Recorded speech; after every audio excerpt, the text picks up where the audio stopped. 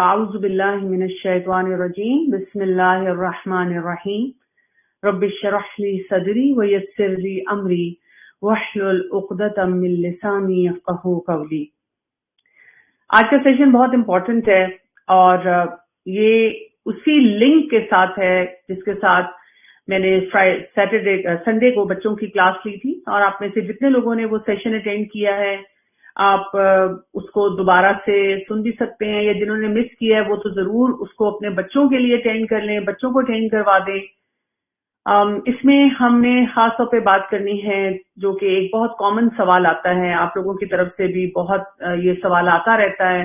بار بار آتا ہے، مختلف سیشن میں پہلے بھی پوچھا گیا ہے، جو آپ سے کوسچن دیے گئے تھے اس میں بھی بار بار یہ سوال آ رہا ہوتا ہے، اور وہ یہ ہے کہ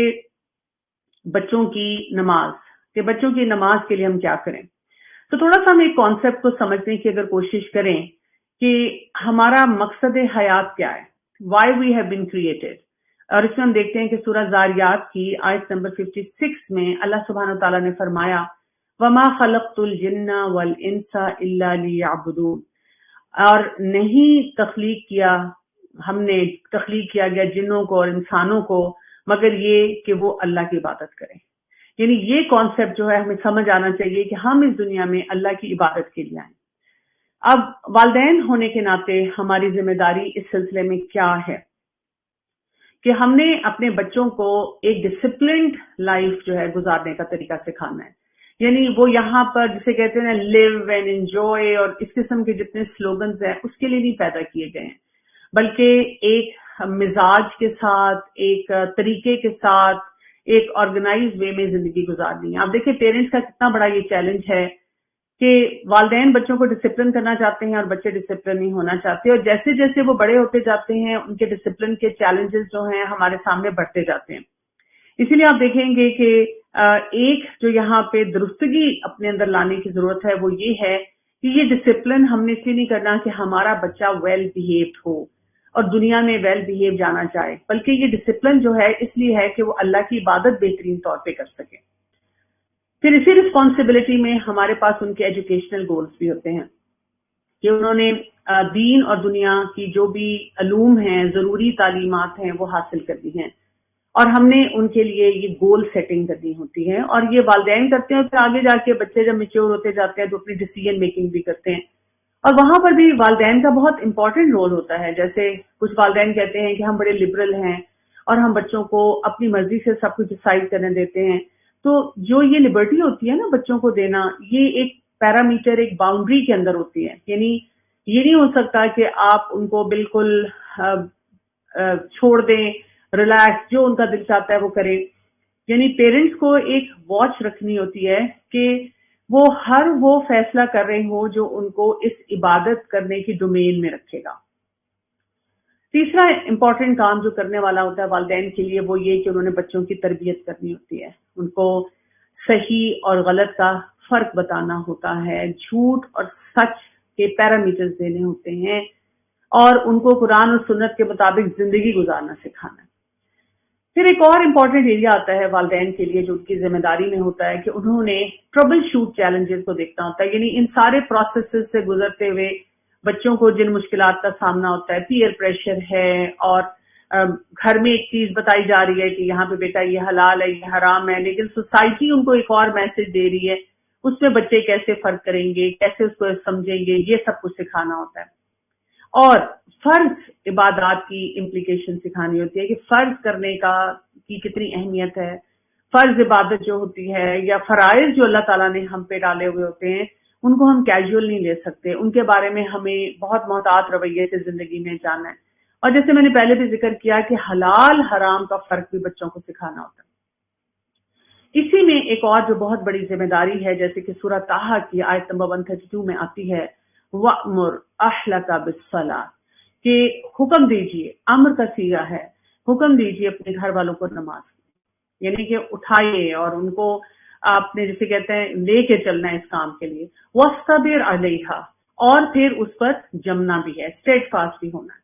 اب آپ دیکھیں کہ اس میں ہمیں مختلف طرح کے رویے جو ہیں وہ نظر آنا شروع ہو جاتے ہیں۔ مثلا کچھ لوگ جو ہیں وہ بچوں کو بتاتے ہیں اور سختی سے کراتے ہیں، اور وہ جو بتانے کا انداز ہوتا ہے، حکم دینے کا انداز ہوتا ہے، وہ بہت شدت والا ہوتا ہے، جس کی وجہ سے بچے جو ہوتے ہیں وہ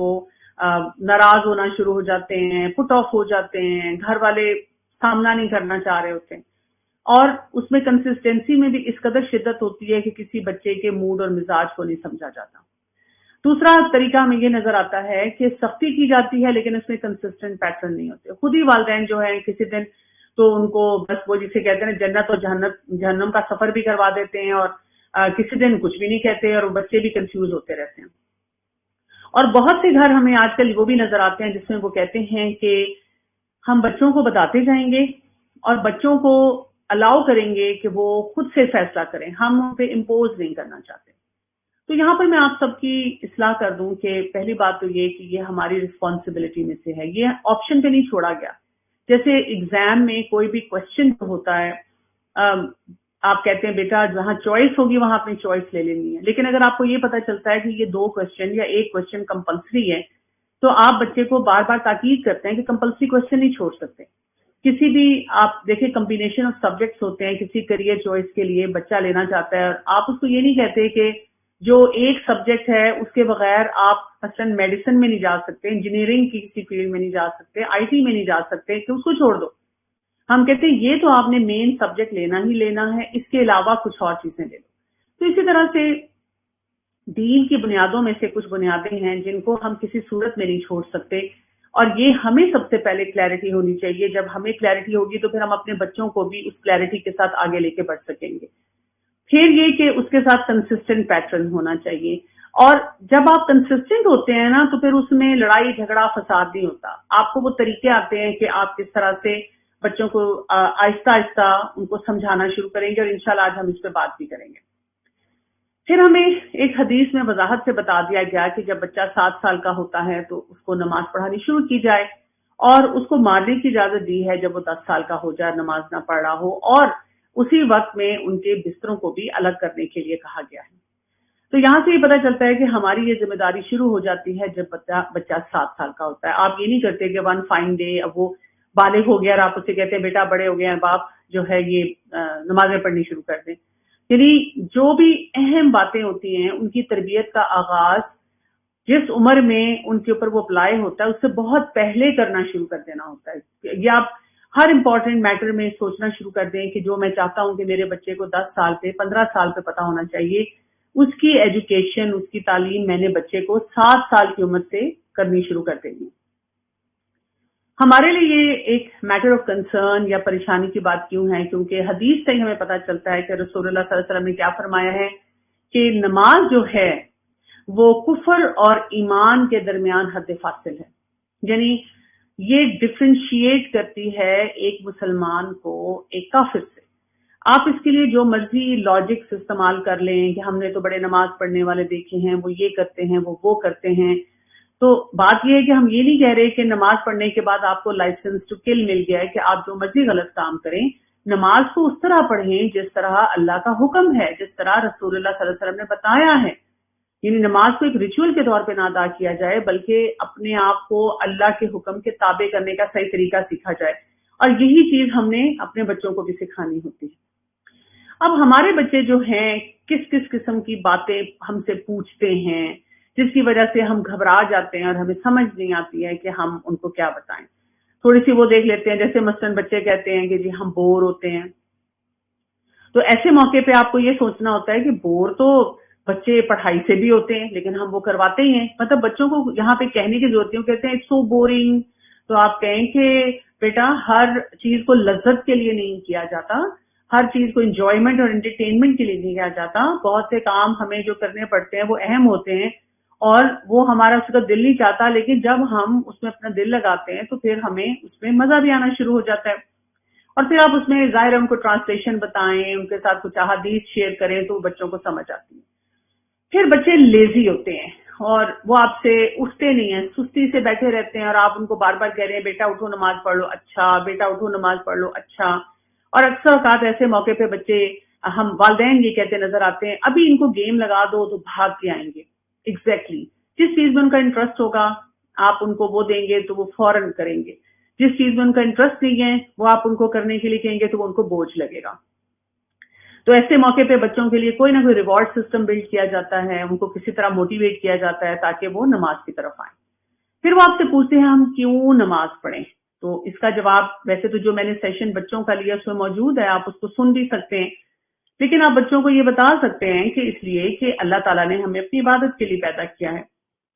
और उस इबादत में अल्लाह ताला ने कुछ फराइज रखे हैं और उन फराइज में से एक फर्ज ये रखा है ताकि हम 5 दफा दिन में अल्लाह ताला से डायरेक्टली कनेक्ट हों और अपना ताल्लुक अल्लाह से मजबूत करें। और फिर वो बात है कि आप जितनी फजीलत वाली अहादीस होती हैं, ऐसी बुक्स आपके पास होनी चाहिए, किसी अच्छे बुक स्टोर से आप लें और उनको डेली एक हदीस उनके साथ शेयर करके वहां से उनको बता सकते हैं वाई प्रे। फिर बच्चे ऐसे सवाल भी करते हैं आपसे कि हमारे फ्रेंड्स क्यों नहीं पढ़ते या उनके पेरेंट्स उनको फोर्स नहीं करते, तो इससे भी अपॉलोजेटिक नहीं होना चाहिए। बच्चों को आप कहें कि बेटा आपके फ्रेंड्स का पढ़ना ना पढ़ना मेरे लिए कोई वो यानी कि मेरा मसला नहीं है, that is their parents challenge. मेरे लिए सबसे इंपॉर्टेंट बात यह है कि क्योंकि आप मेरे बच्चे हैं तो मुझे आपको हर हाल में ये बात सिखानी है, यानी मैं अपनी रिस्पॉन्सिबिलिटी की और अपने बच्चे की जिम्मेदार हूं, मैं सब बच्चों की जिम्मेदार नहीं हूं।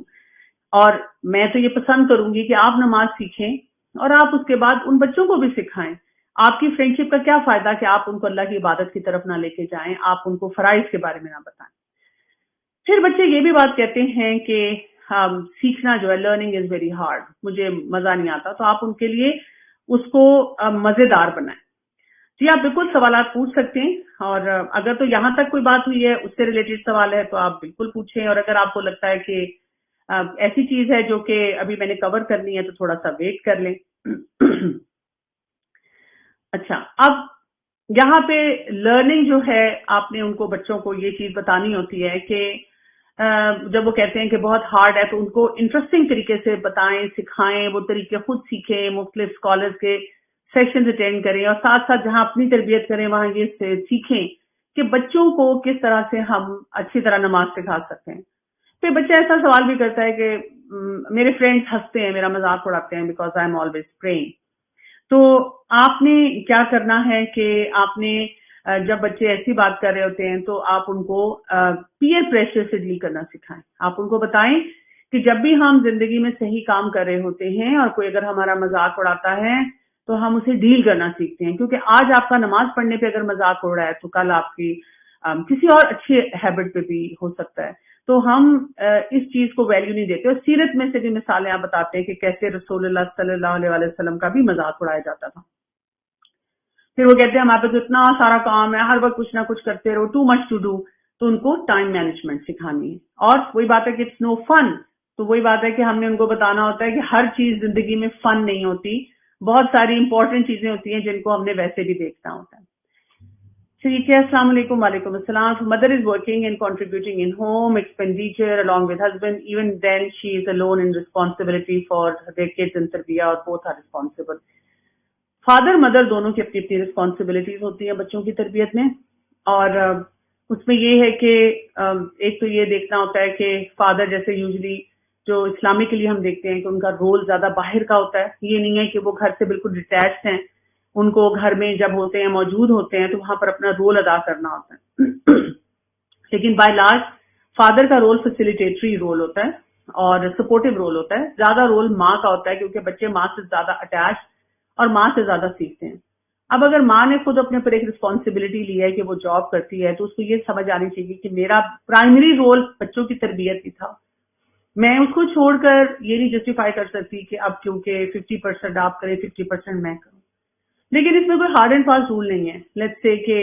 आपकी कोई जैसे आपने रिस्पॉन्सिबिलिटी ली हुई है और आपने अपने हस्बैंड से एक अच्छा रिलेशनशिप बिल्ड किया हुआ है, वो घर से काम करते हैं, वर्क फ्रॉम होम है, तो वो भी तरबियत उतनी कर सकते हैं आपके साथ मिलके। तो ये हस्बैंड वाइफ ये एक दूसरे पे फुटबॉल की तरह नहीं डाल सकते कि this is your responsibility and this is your responsibility. दोनों को मिलकर डिसाइड करना है कि जो जो मोमेंट्स हमारे पास होते हैं हमने उनमें किस तरह से इस चीज को लेकर चलना है। जितना ज्यादा वो इस तरीके से अच्छे तरीके से लेकर चलेंगे उतना ज्यादा उनको फायदा होना शुरू हो जाएगा। ये कह रहे हैं कि अगर घर में बड़े नमाज नहीं पढ़ते और बच्चे पूछे तो और प्लीज किस एज में, हाँ जी ये मैं एज की भी बात करूंगी ये जो आपने पूछा अगर बड़े घर में नमाज नहीं पढ़ते तो कोई बात नहीं, जो नहीं पढ़ता हम उसके रिस्पॉन्सिबल नहीं है ना। हम एक्चुअली बच्चों को ना बच्चों पे बात नहीं करते, हम उनको ये बताते हैं जो नमाज नहीं पढ़ता वो काफिर है, वो गुनाहगार है, वो जहन्नुम में जाएगा। अब वो बच्चे जाकर दादी को कह देते हैं, दादी मामा कह रही थी कि आप जहन्नुम में जाएंगी। अब वहां पे लड़ाई झगड़ा फसाद शुरू हो जाता है। इस किस्म की बातें मैंने बहुत लोगों से सुनी है। आप उनको ना एक ब्लैक एंड व्हाइट करके बात नहीं समझाते, आप उनको बताते हैं कि देखिए जो बात हमें समझ आ गई ना हमने अपने लिए प्रैक्टिस करनी है, और अगर हमें अपने इर्द गिर्द लोग नजर आते हैं, इवन बड़े लोग नजर आते हैं जो वो काम नहीं कर रहे होते,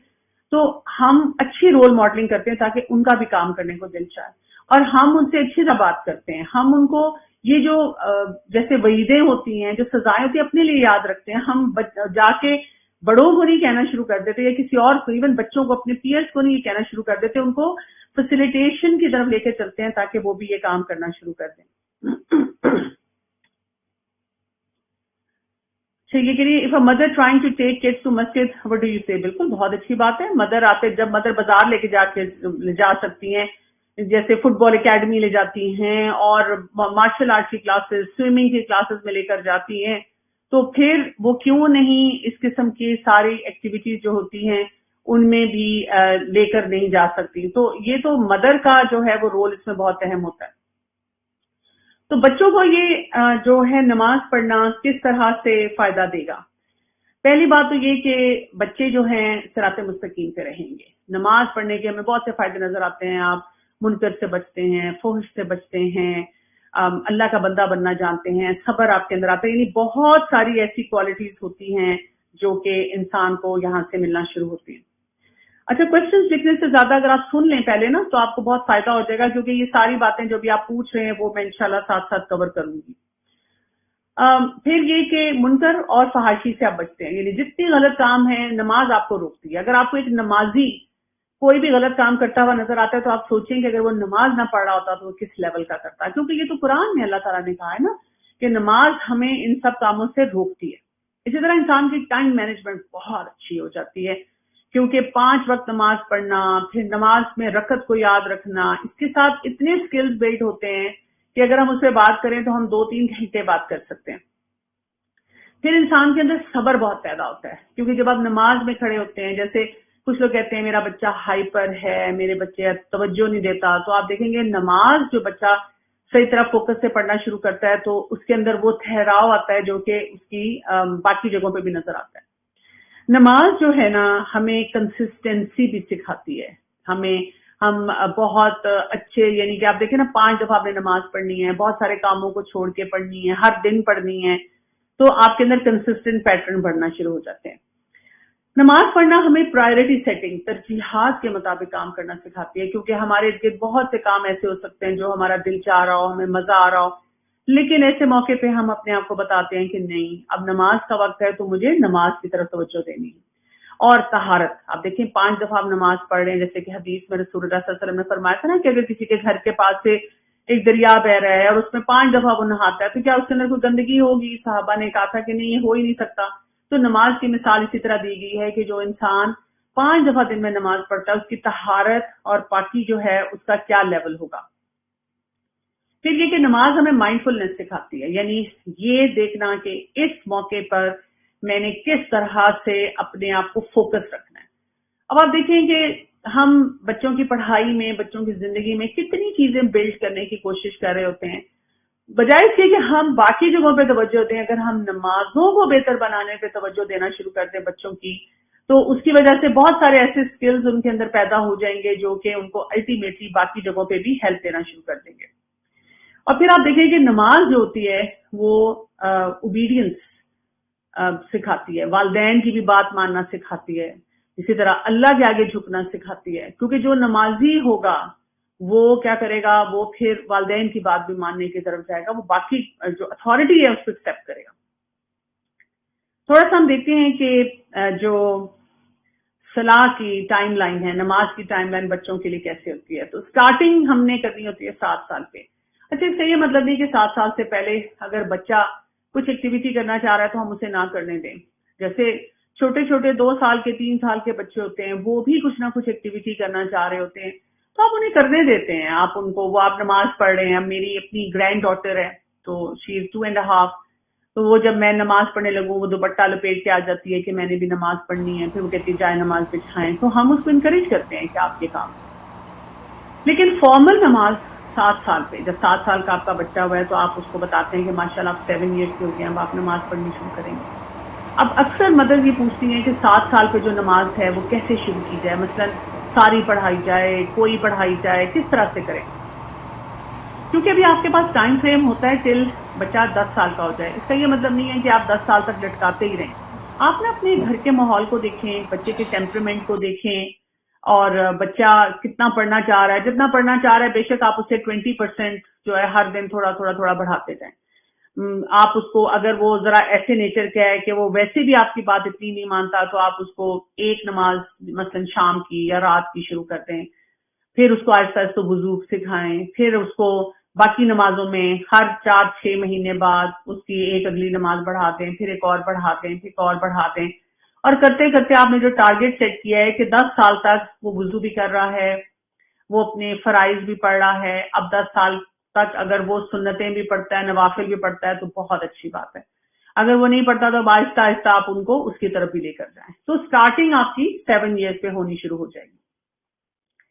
8 سے 10 سال کے بچے کے لیے اب آپ تھوڑا سا زیادہ الرٹ پہ ہوں گی، یعنی کہ اب ان کو مارجنز اتنے نہیں دیں گے جتنے آپ 7 سال پہ دے رہے تھے۔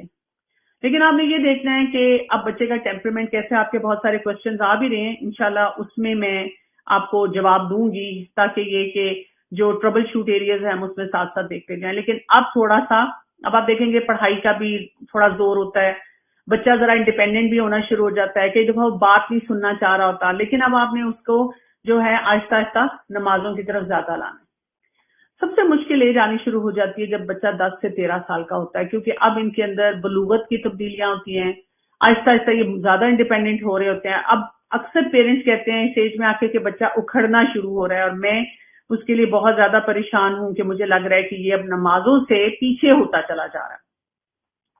تو ایسے موقع پہ جب آپ کو لگتا ہے کہ 10 سے 13 سال میں بچہ آ گیا ہے اور اب وہ تھوڑا ڈس انٹرسٹڈ ہے، تو اس وقت میں جو امپورٹنٹ کام ہے کہ ان کو کہیں نہ کہیں قرآن سے انٹروڈیوس کرائیں۔ یعنی اس وقت تک یوزلی بچے ناظرہ قرآن ختم کر چکے ہوتے ہیں یا ختم کرنے والے ہوتے ہیں، اب آپ ان کو تفسیر شروع کروا دیں۔ آپ خود چاہتی ہیں تو آپ ڈیلی یا ہفتے میں 2-3 دفعہ چند آیات ان کی تجوید ہو جائے، ان کی ٹرانسلیشن ہو جائے، ان کی ہلکی پھلکی سی تفسیر ہو جائے۔ اب کچھ مائیں اس وقت سوچ رہی ہوں گی کہ اچھا یہ تو مجھے خود بھی نہیں آتا، تو پھر آپ پہلے خود سیکھیں۔ یعنی جب آپ 7 سال پہ بچوں کو یہ سب کچھ پڑھانا شروع کر رہی ہیں، تو پھر آپ کو بھی اپنے لیے ٹائم نکالنا ہے کہ آپ اپنے آپ کو ایجوکیٹ کریں، کیونکہ آگے جا کر چیلنجز بڑھنے ہیں، آگے جا کر چیلنجز کم نہیں ہونے۔ تو جتنی ایجوکیٹڈ آپ ہوں گی دین کے معاملے میں، اتنا آپ اپنے بچے کو بھی ایجوکیٹ زیادہ کر سکیں گے۔ تو اس طرح سے آپ بچوں کو جیسے فضیلت والی جو آیات ہیں وہ بتاتے ہیں، احادیث سناتے ہیں، پھر بچوں کو اس طرح مختلف مساجد میں لے کے جاتے ہیں، اچھا ایکسپوجر دیتے ہیں ایسے بچوں کے ساتھ، کمپیرزن کیے بغیر، یہ کہ بغیر دیکھو فلاں کے ساتھ اٹھا بیٹھا کرو، کتنا اچھا بچہ ہے، وہ اتنا نمازی ہے، اور ایک تم ہو کے نماز نہیں پڑھتے۔ بچوں کو ڈسکریجمنٹ نہیں دینی، بچوں کو کمپیرزنز نہیں دینے، بس ان کو جنرلی وہ ماحول دینا ہے تاکہ وہاں پر ان کی گروتھ نماز کے معاملے میں بہت ہو۔ 13 سے 15 سال اب زیادہ مشکل ایج آ گئی ہے، اب بچہ منہ بنانا شروع کر دیتا ہے، فجر کی نماز کے لیے اٹھنے کو دل نہیں چاہتا، اوپنلی لڑائی جھگڑا شروع کر دیتا ہے، اس کو کئی دفعہ نماز پڑھنا بیکورڈ لگنا شروع ہو جاتا ہے۔ یہاں پر اب والدین کو ریلیشن شپ بلڈنگ کے ساتھ آگے چلنا ہوتا ہے، اور ریلیشن شپ بلڈ کرتے ہوئے بچوں کو ایک کنسسٹنٹ پیٹرن سے کہنا ہوتا ہے۔ میں نے اکثر دیکھا ہے اس موقع پہ آ کر والدین تھکنا شروع ہو جاتے ہیں، اور وہ کہتے ہیں کہ کب تک بچے کو نماز کے لیے کہنا ہے، کب تک ہم بچوں کو نماز پڑھائیں۔ تو ان کو میں بتاتی ہوں کہ جب تک آپ والدین ہیں، اور جیسے کوئی بھی آپ اشتہار دیکھتے ہیں، ایڈ دیکھتے ہیں، مطلب کچھ ایسے ایڈز ہیں ان میں چہرے بدل گئے ہیں لیکن میسج ایک ہی ہے جو میرے بچپن سے چلے آ رہا تھا، کوئی ڈٹرجنٹ ہے یا کوئی اور ڈرنک ہے، اور اب جوانی تک میں نے دیکھا ہے کہ کبھی انہوں نے ڈانٹ کے نہیں کہا کہ 15 سال ہو گئے ہیں تمہیں بتاتے ہوئے، تم لوگ کیوں نہیں یہ ڈرنک پی رہے، بلکہ وہ اسی طرح ہنسی خوشی آتے ہیں مسکراتے ہوئے، اپنی جو بھی وہ چاہ رہے ہیں کہ ہم ان کی پروڈکٹ لیں اس کو ایڈورٹائز کرتے ہیں، چلے جاتے ہیں۔ تو ہمیں نا صحیح مارکیٹنگ اور ایڈورٹائزمنٹ کا طریقہ آنا چاہیے کہ ہم نے نماز کے بارے میں جب بات کرنی ہے تو کیسے خوبصورتی سے بات کرنی ہے کہ بچے آہستہ آہستہ اس کی طرف کھینچیں۔ 15 سے 20 سال اگر بچہ نماز پہ ٹک گیا تو الحمدللہ آپ دیکھیں گے کہ اب اس کے اندر کنسسٹنٹ پیٹرن آئیں گے۔